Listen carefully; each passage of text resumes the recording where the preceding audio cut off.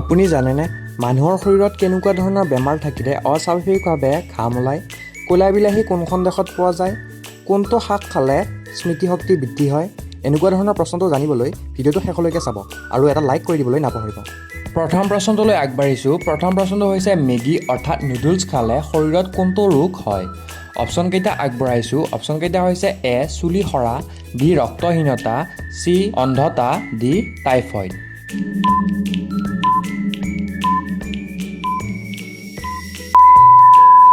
আৰু এই প্ৰশ্নটোৰ শুদ্ধ উত্তৰটো হ'ব অপশ্যন বি ৰক্তহীনতা। 2 নম্বৰ প্ৰশ্নটো হৈছে ৰাতিপুৱা খালী পেটত কোনটো পাচলি খালে পেটত পাথৰ নহয় অৰ্থাৎ কিডনী ষ্টোন নহয়? অপশ্যন এ তিয়হ। মোৰ তিয়হ বানানটো ভুল হৈ আছে, আপোনালোকে কি ভুল হৈছে কমেণ্টত জনাবচোন। অপশ্যন বি ভোল, অপশ্যন চি ফুলকবি, অপশ্যন ডি গাজৰ।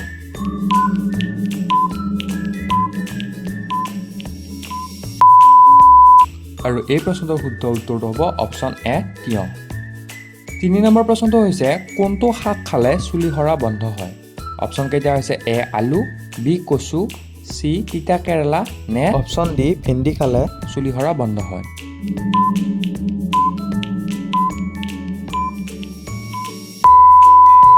আৰু এই প্ৰশ্নটোৰ শুদ্ধ উত্তৰটো হ'ব অপশ্যন বি কচু। কচুত আইৰণ থাকে, চুলিত আইৰণৰ প্ৰয়োজন হয়, সেইবাবে কচু খালে আইৰণৰ প্ৰয়োজনীয়তাটো কমে আৰু চুলি সৰা বন্ধ হয়। 4 নম্বৰ প্ৰশ্নটো হৈছে আদা চাহত দি খালে শৰীৰত কোনটো বেমাৰ নিৰাময় হয়?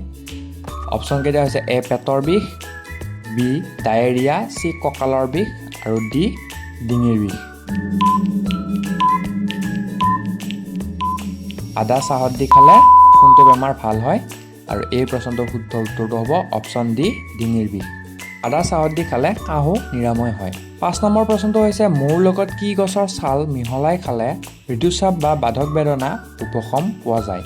অপশ্যনকেইটা হৈছে এ তেজমুই, বি জলফাই, চি ছালকুঁৱৰী, ডি এল'ভেৰা।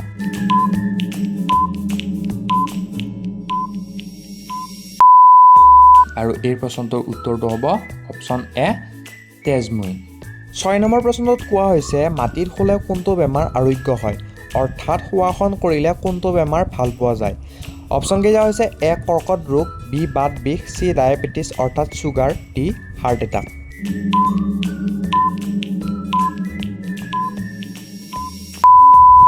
আৰু এই প্ৰশ্নটোৰ শুদ্ধ উত্তৰটো হ'ব অপশ্যন ডি হাৰ্ট এটাক। 7 নম্বৰ প্ৰশ্নটো হৈছে বিশ্বৰ কোনখন দেশে চেনিৰ আৱিষ্কাৰ কৰিছিল? চেনি চাহৰ লগতো খোৱা হয়, দিনৰ বিভিন্ন কামত ব্যৱহাৰ কৰা হয়।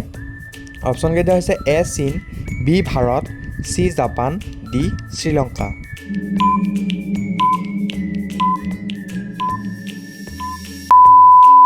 আৰু এই প্ৰশ্নটোৰ শুদ্ধ উত্তৰটো হ'ব অপশ্যন বি ভাৰত। ভাৰততে চেনিৰ প্ৰথম আৱিষ্কাৰ হৈছিল।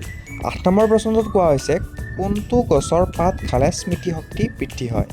অপশ্যনকেইটা হৈছে এ টেঙেচি, বি পদিনা, চি মান কচু, ডি ছজিনা।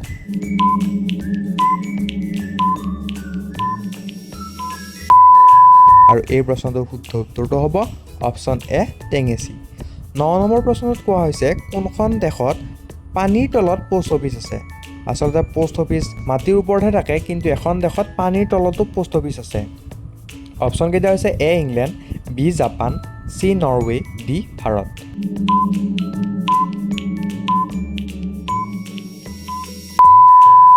আৰু এই প্ৰশ্নটোৰ শুদ্ধ উত্তৰটো হ'ব অপশ্যন বি জাপান।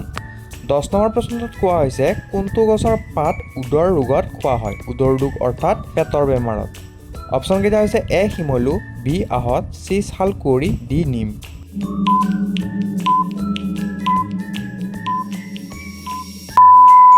আৰু এই প্ৰশ্নটোৰ শুদ্ধ উত্তৰটো হ'ব অপশ্যন চি ছালকুঁৱৰী।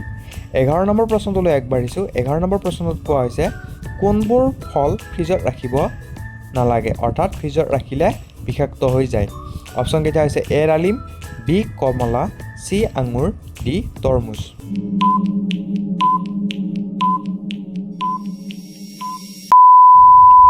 আৰু এই প্ৰশ্নটোৰ শুদ্ধ উত্তৰটো হ'ব অপশ্যন ডি তৰমুজ। যদি ইয়ালৈকে আপোনালোকে ভিডিঅ'টো চাই ভাল লাগি আছে এটা লাইক কৰি দিবলৈ নাপাহৰিব। 12 নম্বৰ প্ৰশ্নটোলৈ আগবাঢ়িছোঁ।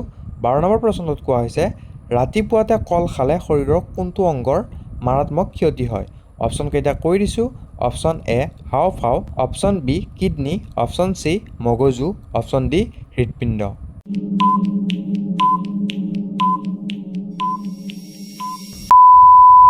এই প্ৰশ্নটোৰ শুদ্ধ উত্তৰটো হ'ব অপশ্যন বি কিডনী। আচলতে কিডনী ৰোগীসকলে কল খাবই নালাগে। 13 নম্বৰ প্ৰশ্নটোলৈ আগবাঢ়িছোঁ।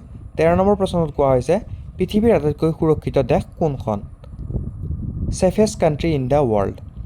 এ নম্বৰটো হৈছে আইচলেণ্ড, বি হৈছে জাপান, চি হৈছে চীন, ডি হৈছে উত্তৰ কোৰিয়া।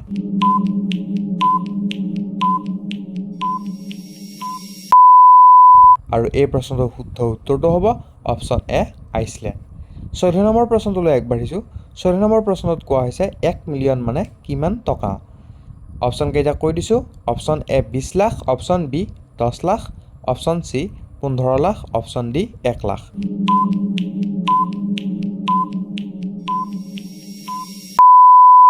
আৰু এই প্ৰশ্নটোৰ শুদ্ধ উত্তৰটো হ'ব অপশ্যন বি 10 লাখ টকা।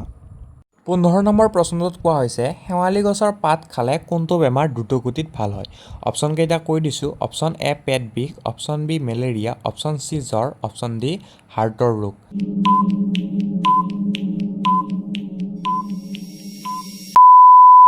আৰু এই প্ৰশ্নটোৰ শুদ্ধ উত্তৰটো হ'ব অপশ্যন চি জ্বৰ। 16 নম্বৰ প্ৰশ্নটোত কোৱা হৈছে ক'লা বিলাহী কোনখন দেশত পোৱা যায়? আপোনালোকে ৰঙা বিলাহীহে দেখিছে, ক'লা বিলাহীও আছে। অপশ্যন কেইটা কৈ দিছোঁ। এ চীন, B Japan, C Bangladesh, D England.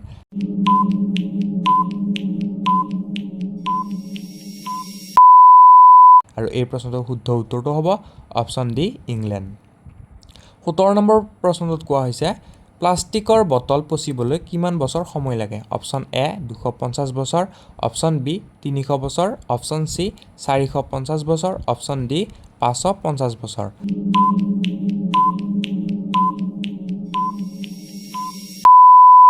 আৰু এই প্ৰশ্নটোৰ শুদ্ধ উত্তৰটো হ'ব অপশ্যন ডি 550 বছৰ। সেইবাবে প্লাষ্টিক য'তে ত'তে পেলাব নালাগে। 18 নম্বৰ প্ৰশ্নটোত কোৱা হৈছে মানুহৰ ব্ৰেইনে অক্সিজেন নোহোৱাকৈ কিমান দিন কাম কৰিব পাৰে? অপশ্যন কেইটা হৈছে এ 10ৰ পৰা 20 মিনিট, বি 5ৰ পৰা 10 মিনিট, চি 1ৰ পৰা 5 মিনিট, ডি 2ৰ পৰা 5 মিনিট।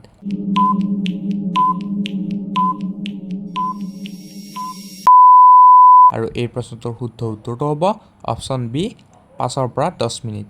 19 নম্বৰ প্ৰশ্নটোত কোৱা হৈছে মানুহৰ শৰীৰত কোনটো বেমাৰ থাকিলে অস্বাভাৱিকভাৱে ঘাম ওলায়? অপশ্যন কেইটা হৈছে এ উচ্চ ৰক্তচাপ অৰ্থাৎ হাই ব্লাড প্ৰেছাৰ, বি কেঞ্চাৰ অৰ্থাৎ কৰ্কট ৰোগ, চি মেলেৰিয়া, ডি জণ্ডিছ।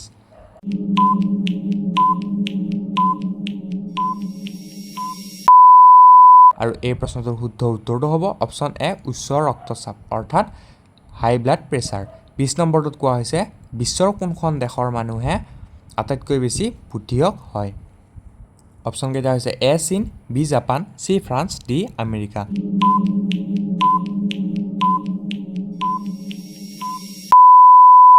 আৰু এই প্ৰশ্নটোৰ শুদ্ধ উত্তৰটো হ'ব অপশ্যন বি জাপান।